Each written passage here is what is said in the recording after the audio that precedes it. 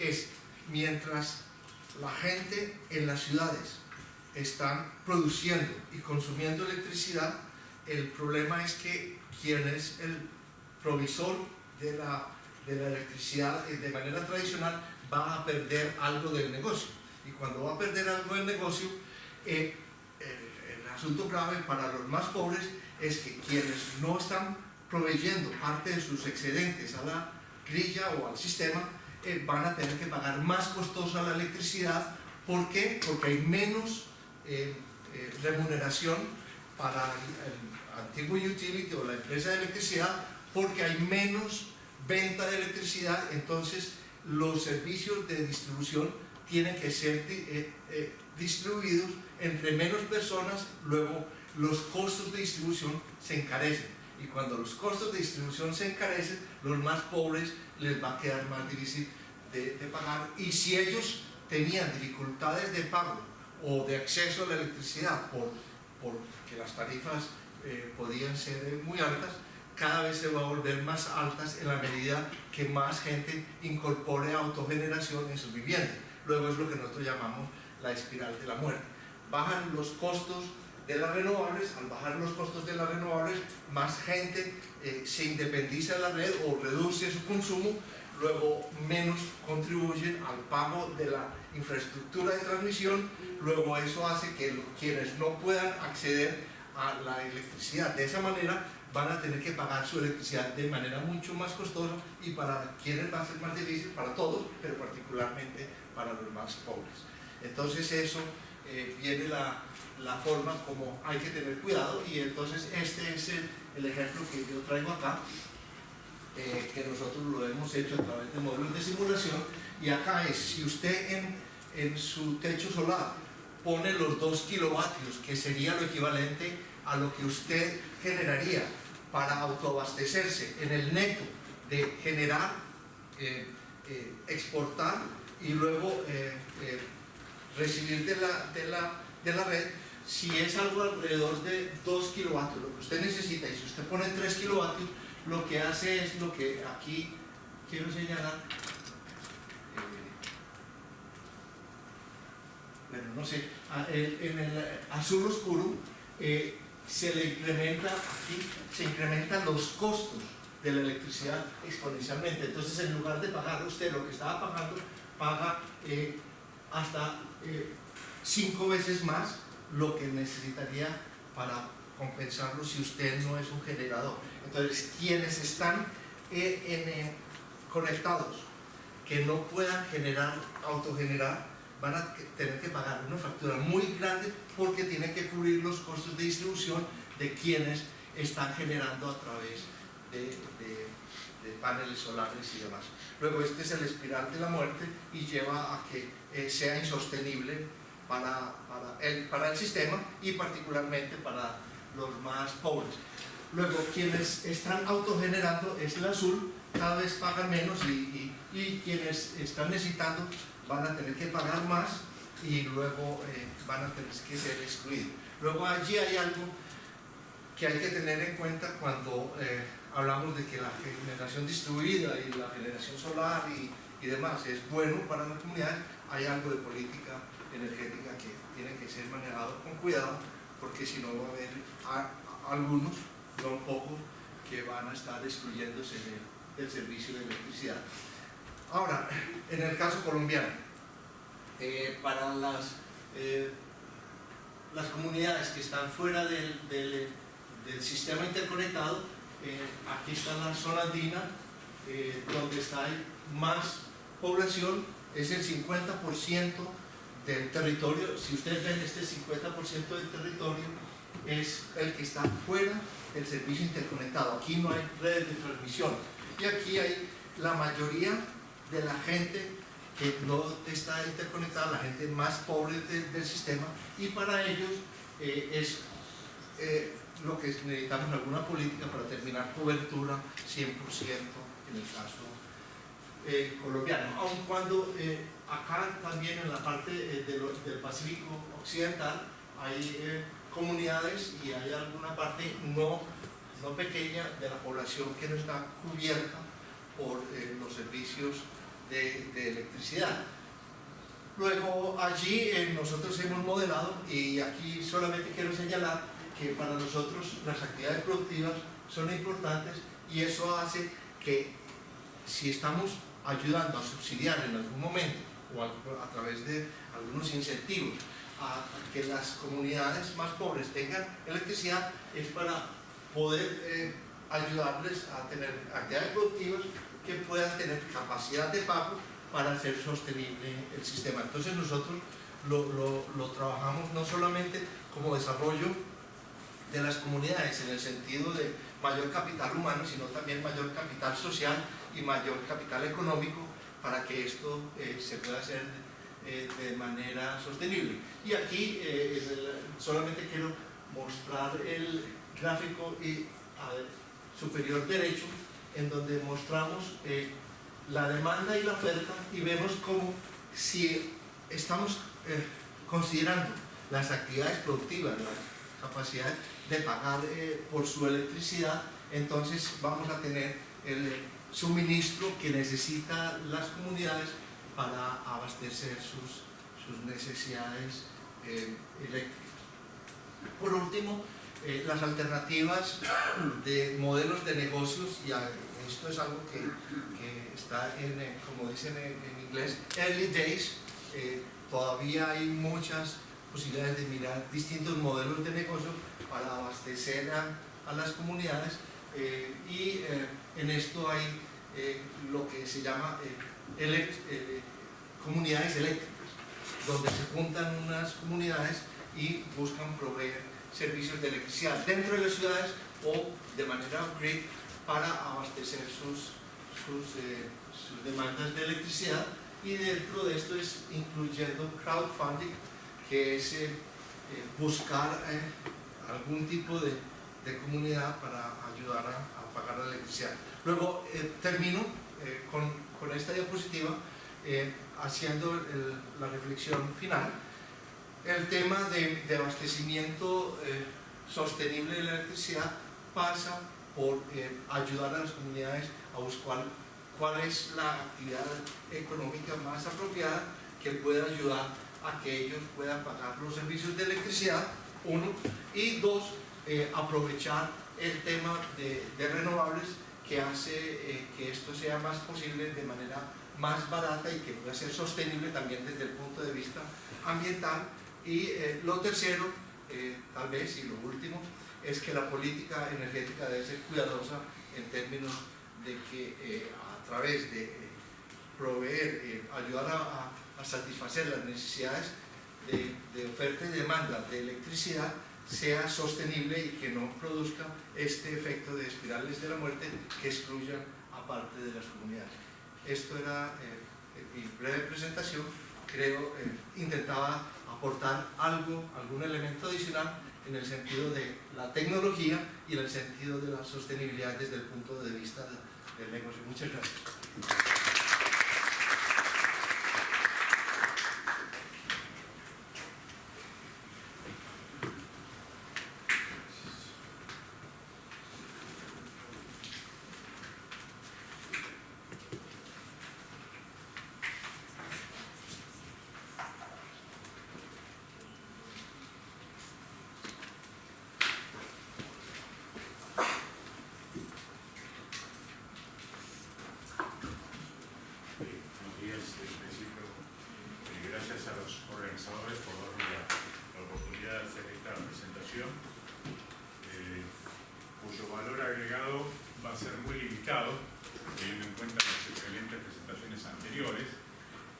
Va a tomar mucho de esos elementos y quizás va a tratar de, voy a ver si puedo lograrlo, digamos, de sintetizarlos en algunos puntos vinculados fundamentalmente con lo que aquí se ha mencionado en reiteradas oportunidades, el tema de política energética.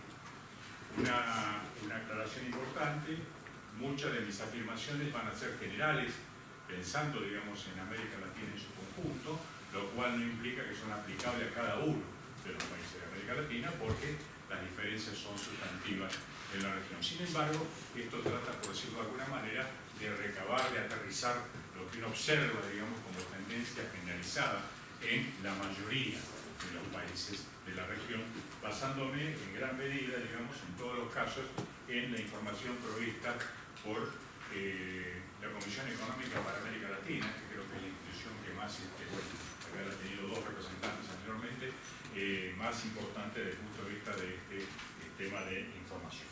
Como les decía, mi presentación no va a tener mucho valor agregado, porque en realidad voy a repetir muchos de los aspectos que ustedes ya han escuchado con anterioridad.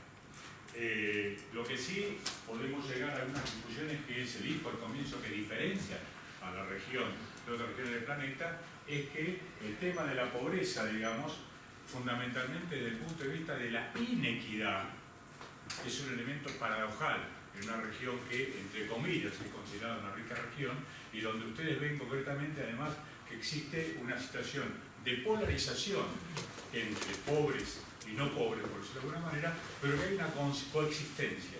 Es decir, fundamentalmente, de algún modo, la pobreza, en el caso de América Latina, no es una pobreza que esté justamente, hoy se ha enraizado en lo que son las zonas urbanas, es decir, está integrada a las zonas urbanas, y no es una pobreza como la que uno observa en regiones como África o como Asia, donde la pobreza en realidad está circunscrita a eso que se llama zona periurbana o rural, de alguna manera. La pobreza en América Latina tiene una situación de coexistencia dentro del ámbito fundamentalmente urbano. La pobreza urbana, como ustedes saben, América Latina en general es una de las regiones más urbanizadas del planeta, digamos. Ha alcanzado muchos países niveles de urbanización similares a los de los países desarrollados.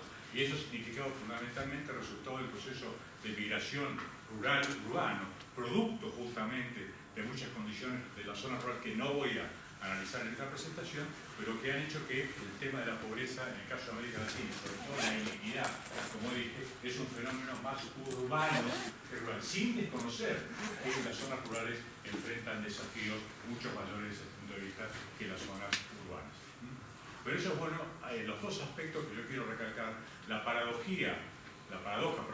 de una región que teóricamente podría tener mayores condiciones de disminución de la pobreza, y la segunda paradoja, esa coexistencia de alguna manera entre lo que es la zona pobre y las zonas no pobres dentro de las mismas. Ustedes los ven en las grandes ciudades de América Latina, lo ven en Río de Janeiro, lo ven en Ciudad de México, lo ven en Buenos Aires, es decir, ese tema de que la pobreza está enraizada y es parte de la zona urbana, está en el centro, inclusive en algunos casos de la zona urbana en particular. No es que esté en zonas periurbanas, es decir, fuera de las grandes ciudades, sino que se ha incorporado de alguna manera a las grandes ciudades.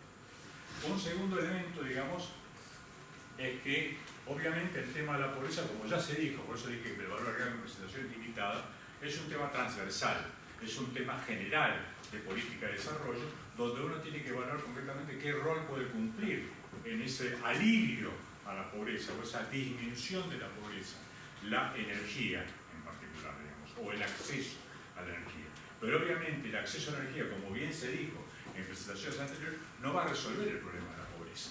El problema de la pobreza es un problema más general, concretamente que requiere una política pública orientada específicamente a aquellos países que han logrado. Ustedes vieron algunos números que presentó sobre todo Hugo en algún momento, donde efectivamente las políticas públicas habían demostrado que en el caso de América Latina había una tendencia decreciente a la pobreza y que eso de alguna manera se estancó en los últimos 2 o 3 años. Es un cambio probablemente vinculado con los cambios o la ausencia o la imposibilidad de resolver los problemas de desafío de la pobreza que la región venía presentando. Entonces, repito esto, es un tema transversal, lo que hay que ver es qué rol juega concretamente la energía en la solución del problema. También se ha mencionado, y yo diría que esto es nuevamente, y fue muy claro en el caso de la presentación del caso de Colombia, pero también en las presentaciones anteriores, el tema de lo que significa, lo que llamo yo, lo que llamó Naciones Unidas en el primer informe sobre energía y pobreza, donde deriva este concepto de Energy Service o servicios energéticos en el documento del año 2010 aproximadamente, digamos, donde plantea que en realidad una condición habilitante es el acceso a derechos de propiedad. ¿Y qué significa ese acceso a derechos de propiedad? Significa lo que está planteado allí, por ejemplo, educación, salud, servicios sociales, digamos, infraestructura, buena infraestructura de transporte, agua, etcétera, etcétera, etcétera, es decir, los servicios básicos. Es decir, está brindando condiciones que habilitan de alguna manera para reducir esa situación de pobreza, es decir, lograr, por ejemplo, lo que se planteó en el caso de Colombia, bueno, de que condiciones de trabajo permitan hacer sustentable el tema de la pobreza, pero para eso hace falta condiciones de base, y esas condiciones de base son mejora de educación, mejor acceso a servicios sociales, mejora en condiciones de salud, etcétera, etcétera, que habilitan efectivamente a que los individuos después mejoren su bienestar y sus condiciones de vida y puedan pegar ese salto fuera de la pobreza o aliviar sus condiciones de pobreza.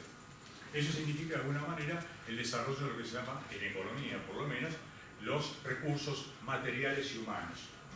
De algún modo que significan justamente la provisión de esa sustentabilidad. Donde los programas que han abundado en la región y siguen abundando de lo que se llama asistencia social son insuficientes.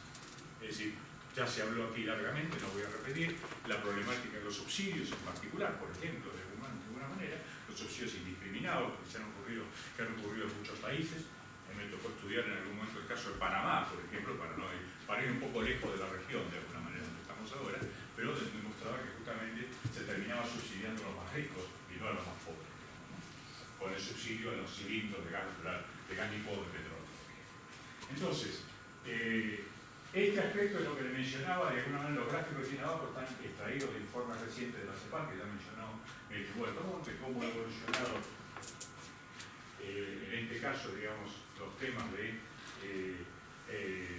acceso a los servicios básicos, donde se observa una evolución positiva de alguna manera en algunos países, pero lo que es interesante de ese gráfico es que se observan las diferencias significativas en ese acceso a los servicios básicos por quintil de ingreso. Y ahí es donde recalco el tema de la inequidad. Es decir, si uno hace una desagregación ahora por quintil de ingreso, ve que la inequidad de acceso a estos servicios básicos es mucho más elevada, de alguna manera, en los servicios, en los sectores, en los quintiles más pobres, de los quintiles más ricos. Y algo parecido pasa, digamos, cuando vamos a este otro gráfico, con la brecha de inclusión, digamos, en educación secundaria. Es decir, allí vemos que nuevamente, por quintil de ingreso, los niveles de educación caen o suben, dependiendo en qué dirección me mueva, en cuanto a los accesos a una educación de mayor nivel de formación. Entonces, por eso recalco quizá la conclusión de la primera transparencia, que es el problema de la pobreza o de la inequidad, porque no creo que no podemos hablar de pobreza sin hablar de inequidad, concretamente. Creo que es un tema mucho más amplio, y donde tenemos que ver cómo contribuye la política energética, porque es justamente una de las múltiples dimensiones, como ya se mencionó, asociadas a este tema. ¿Por qué el concepto de lo que se denominó en su momento Energy Plus? Es decir, ¿por qué el concepto de servicios energéticos? Justamente porque esa situación, y ya lo mencionó Hugo Ventura en su presentación, es decir, el proveer acceso a lo que se llaman fuentes modernas de energía no significa necesariamente proveer acceso a los servicios energéticos que esas fuentes pueden proveer. Y fundamentalmente por el hecho de que efectivamente lo que falta es capacidad de pago para comprar los equipamientos. Y cuando uno hace un análisis y compara acceso a la energía, por ejemplo, poblaciones que tienen similar acceso a la electricidad, para mencionar la fuente más limpia, digamos, para mencionar la fuente más, de mayor calidad, observa que por quintil de ingreso el acceso a los equipamientos es tremendamente dispar. Eso significa claramente, digamos, que los servicios energéticos están pobremente satisfechos en los sectores de menor nivel de ingreso, aunque tengan acceso a una fuente de energía. De allí viene este concepto de Energy Plus, es decir, energía más algo. ¿Qué significa el plus? Justamente cómo yo garantizo ese acceso a los equipamientos energéticos. Y se basa justamente en el concepto que ya le mencioné antes, es decir, el concepto de derechos de propiedad. Es decir, de que efectivamente esa población tenga acceso a esas condiciones habilitantes que le permiten concretamente tener una mayor bienestar. ¿Por qué justamente este concepto arriba? Por lo que le dije al comienzo. Porque cuando se realizan estudios analizando comparativamente por nivel de ingreso los niveles de equipamiento que existen en los hogares, se encuentran diferencias significativas. a igualdad de acceso a la energía o a la fuente moderna de energía. Entonces quiere decir que el mero acceso es una condición necesaria, pero no una condición suficiente. Hace falta complementarla con algo más, y de allí este concepto de Naciones Unidas, ese informe que le digo del año 2010, UN Energy, creo que se denomina el reporte, digamos, donde aparece claramente, digamos, esta conceptualización. Por supuesto, el dilema es, bueno, superar la pobreza o aliviarla. Probablemente, digamos, lo que podemos plantear desde lo energético es un alivio a la situación de pobreza. Quizás la superación de la pobreza, como le dije al comienzo, es un tema mucho más transversal, mucho más amplio, que requiere o que forma parte de las determinadas políticas de desarrollo.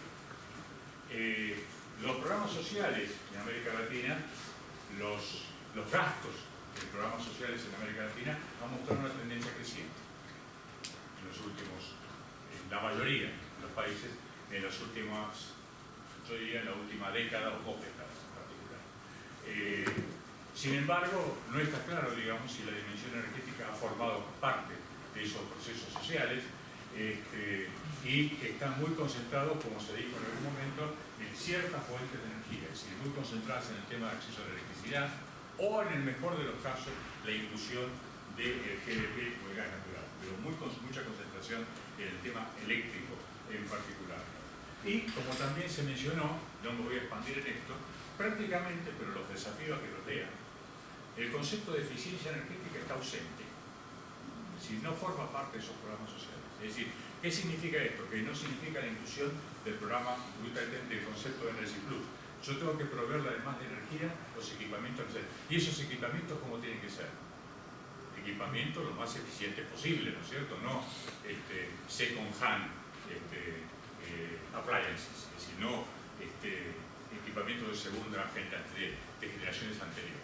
Entonces, ese concepto de eficiencia energética prácticamente está ausente en los programas sociales de acceso a la energía o en los programas sociales de alivio de la pobreza. Y aquí abajo, en ese gráfico también tomado de uno de los últimos informes de CEPAL, lo refleja, no voy a leer. ¿Cuáles son las barreras? Ya se han mencionado. Las barreras están fuertemente vinculadas, digamos, fundamentalmente con una ausencia, es decir, hay un tema que es importante, ahora estamos enfrentados a ese dilema, digamos, en un proyecto que estamos llevando adelante, es decir, pensar en estas dimensiones de la energía, los aspectos sociales, o los aspectos de eficiencia, o los aspectos de acceso en particular, sin un plan energético integral, significa y implica finalmente un análisis parcial que nos lleva a una verdadera solución del tema. Entonces, la ausencia de un plan energético se observa que en muchos casos es una barrera significativa. En este caso, para contribuir a la temática social, pero en general para contribuir a cualquiera de las dimensiones vinculadas al energético, con la excepción, recuerden que les dije, esto es un tema general, no involucra a la totalidad de los países, sino que puede haber excepciones en la región.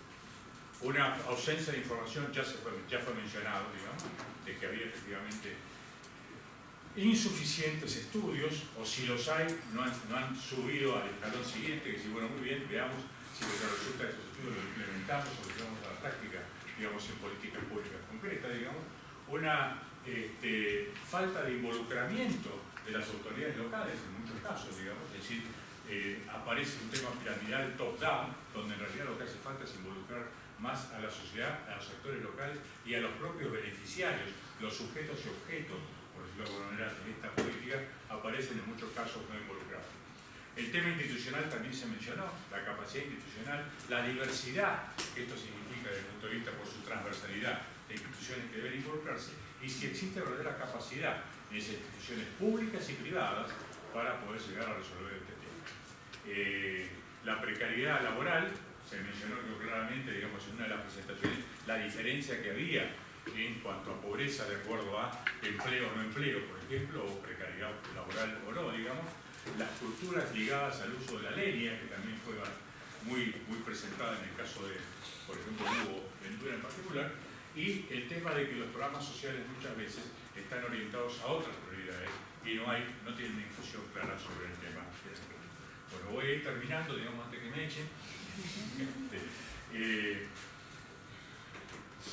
Uno puede, desde esta posición cómoda, yo diría, decir, bueno, ¿qué es lo que debería hacerse? Después el problema es que uno plantea el qué, tiene que pensar el cómo. Y cuáles son los instrumentos concretamente que nos permiten lograr. Y ese es justamente el desafío mayor. Entonces, muchas de estas cosas que han planteado, que están en esta lista, ustedes la han escuchado con anterioridad, muchas veces se plantean propuestas de política sin identificar previamente cuáles son las barreras. Entonces, en realidad se supone que una propuesta de política tiene que generar instrumentos que superen barreras. Si yo no conozco las barreras, mal puedo plantear instrumentos. Entonces, bueno, ¿cuáles son concretamente las barreras que se identifican para este tema de alivio a la pobreza o desde la política energética para contribuir a ese alivio a la pobreza? ¿Cuál es el verdadero conocimiento de los servicios energéticos que se debe satisfacer? ¿Cuáles son los servicios energéticos prioritarios de esa población? Acá se mencionó el tema función, pero también se mencionó el tema calefacción, por ejemplo. Es decir, bueno, ¿se conocen justamente esas necesidades a satisfacer? ¿Cómo se distribuyen? ¿Qué diferencias tienen con la población? Y un rol proactivo de alguna manera del Estado que, como ustedes vieron también en las presentaciones anteriores, con algunas excepciones, todavía ha estado limitado en la mayoría de los países de la región. El resto de los temas creo que están justamente bajo este título 3 y me parece que es suficiente porque ustedes lo lean en la presentación o cuando en algunos documentos específicos, cuando tengan insomnio, digamos, algo de esto enseguida. En particular destaco, digamos, marcos regulatorios que se hizo referencia concretamente en presentaciones de ayer, orientados hacia la población más vulnerable, digamos, soportes específicos para esa población objetivo, digamos, cuáles son objetivos o metas viables y posibles de alcanzar, digamos, cuáles son las condiciones de borde. Creo que desde ese punto de vista a mí me resultó tremendamente ilustrativo, algo que hemos discutido muchas veces, pero que en el caso de Colombia, este tema de, ¿cómo se llamaba? El espiral de la muerte, digamos, ¿no? Es decir, este asunto de que resulta que lo que hoy se promueve como generación distribuida, autoproducción, etcétera, etcétera, puede significar una opción absolutamente regresiva desde el punto de vista de la distribución del ingreso. Y no solo incluir, sino que excluir absolutamente población del acceso a una fuente energética como electricidad. Entonces, esos temas muchas veces vinculados a la gestión y la sostenibilidad en largo plazo no son tenidos en cuenta. Esto implica una política de largo plazo, de alguna manera, que tome en consideración justamente los efectos a mayor dimensión. Y esto significa también que en muchos casos, y esto que voy a decir es políticamente incorrecto, digamos, trabajamos con agendas importadas. Entonces, bueno, concretamente, ¿cuáles son efectivamente las necesidades de la región? Están vinculadas con el desarrollo, no tengo nada, por supuesto, en contra de las fuentes renovables de energía, pero están vinculadas con facilitar estos procesos de fuentes renovables, generación distribuida, o deben enfocarse en esas prioridades de una manera diferente a las necesidades que existen en los países ya desarrollados e industrializados. Entonces, a eso me refiero con tener cuidado con trabajar con agendas importadas. Bueno, ya los demás elementos creo que están a la vista y no vale la pena que los diga.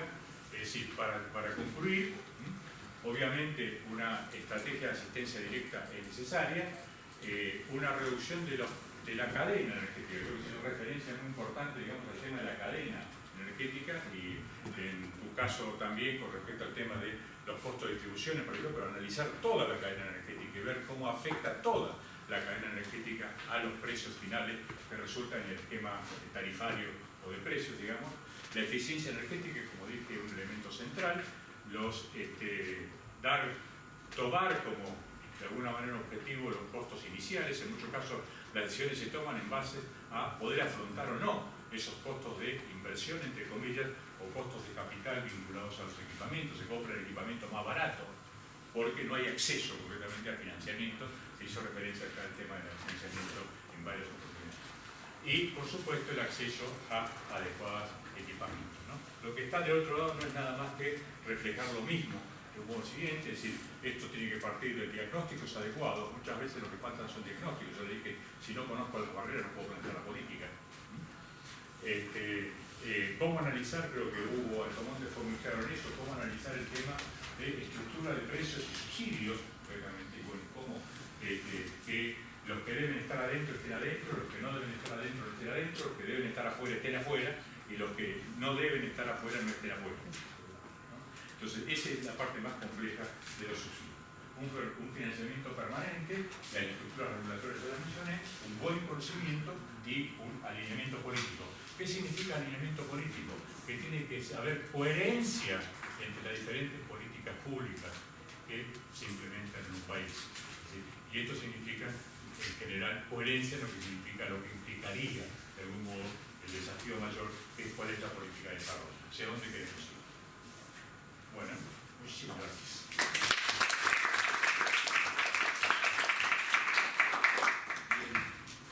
Quedan 2 minutos solamente para el debate. Pero bueno, los invito a que formulen preguntas. Sí. Bueno, en dos temas, el de la espiral de la muerte y del carro eléctrico, en particular se plantea como que el problema de la red, ¿tendríamos que asignar subsidio entonces a la expansión de la red de distribución? O sea, no, se plantea el problema, pues, ¿no?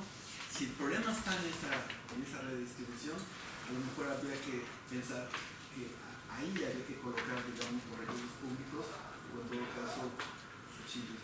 Y el otro es, Hugo, tú mencionaste 4 indicadores para poder definir un indicador de pobreza, ¿no? Me imagino que es un indicador compuesto en la Unión Europea. ¿Cuáles son los 4?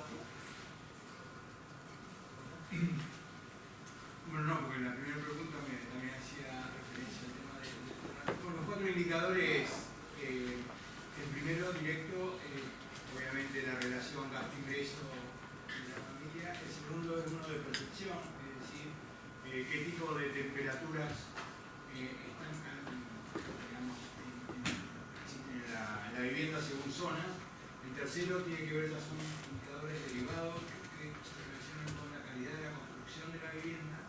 Y el cuarto, qué tipo de equipamiento se utilizan para la provisión de servicios.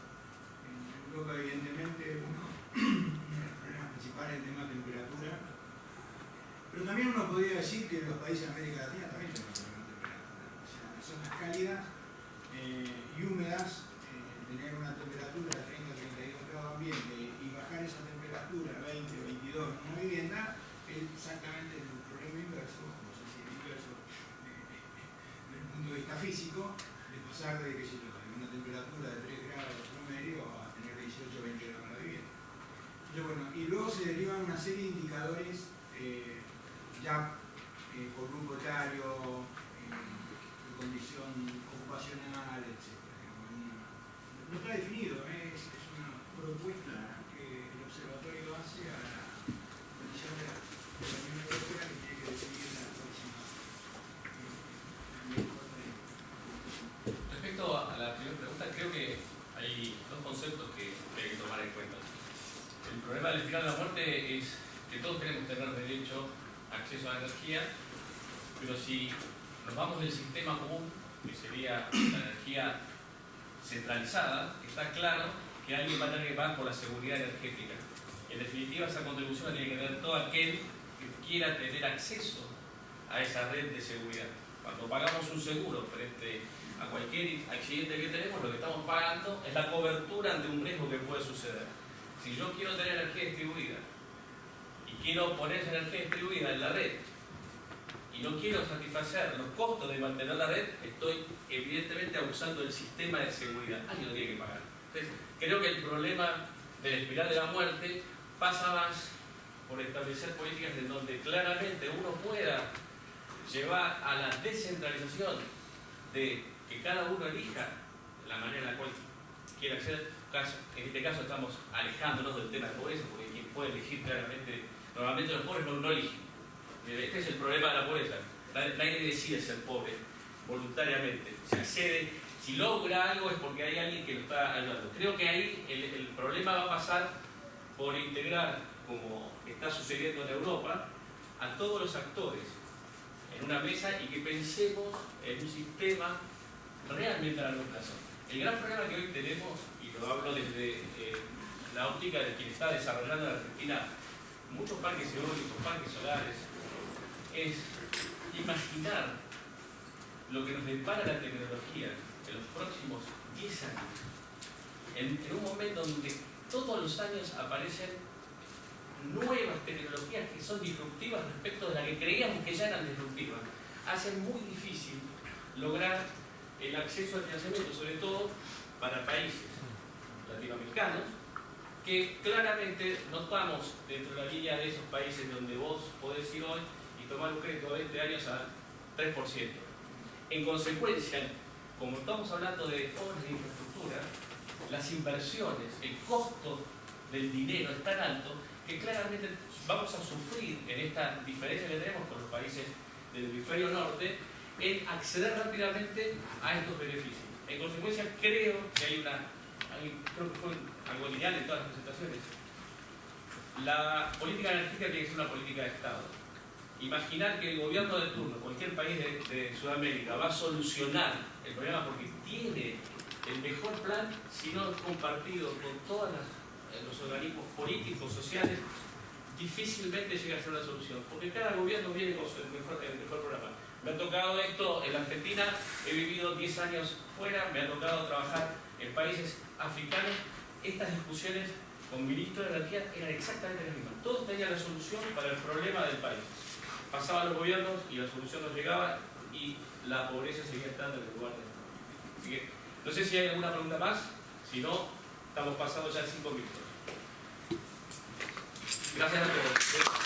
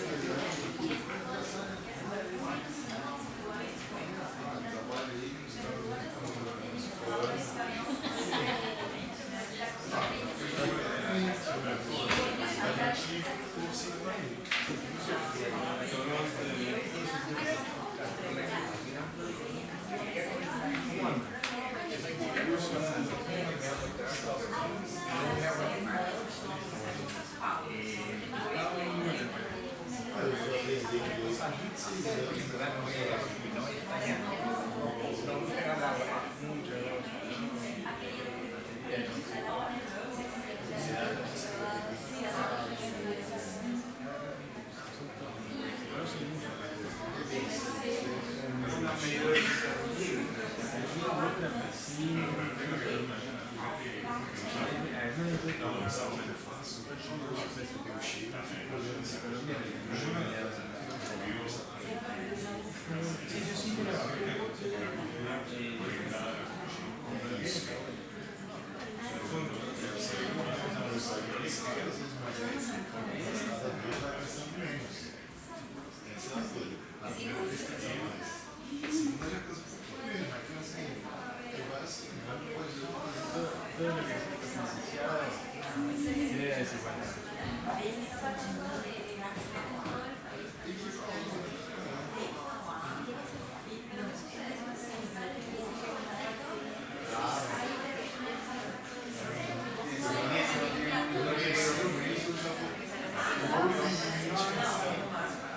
bueno, dentro de la política integral de intereses el involucramiento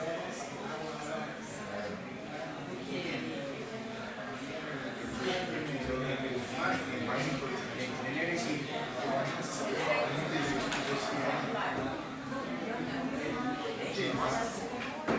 cuando volvimos en Bolivia,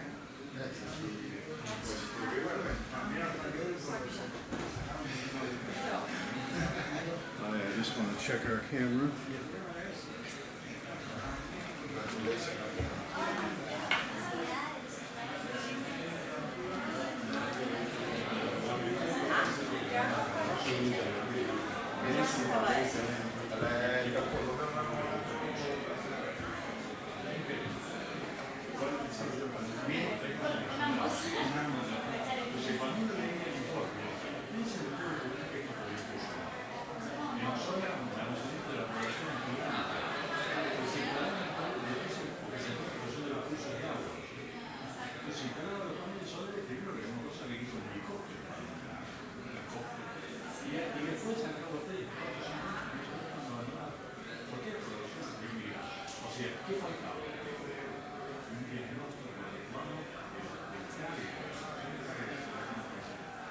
¿Y por qué se hizo el programa? Porque había sido inmediatamente del Ecuador. Y la idea era colocar en la frontera ese acceso, digamos, para que pueda ser pero no había una cosa.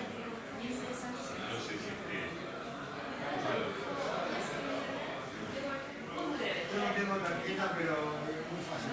Hubo un punto al común que acaba de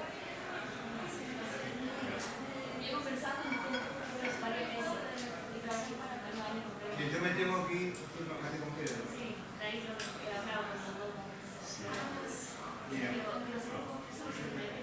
tengo que ir a moderar, ese es mi problema. Tengo que ir a moderar otra vez. Yo me quedaría encantado hablando, así como yo puedo hablar con ella. ¿Te llamo?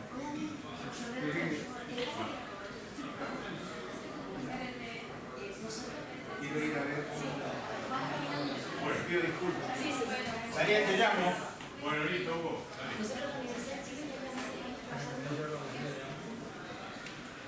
Porque ustedes son pocos. Vos estás en la Chile.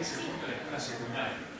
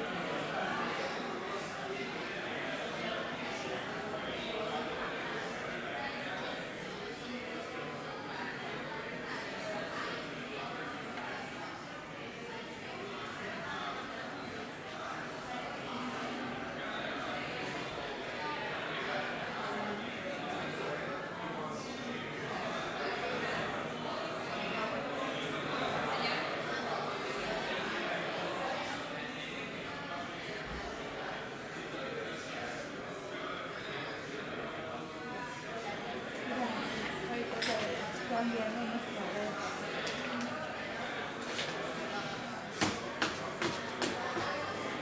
Hay comidita afuera, no sé. Sí,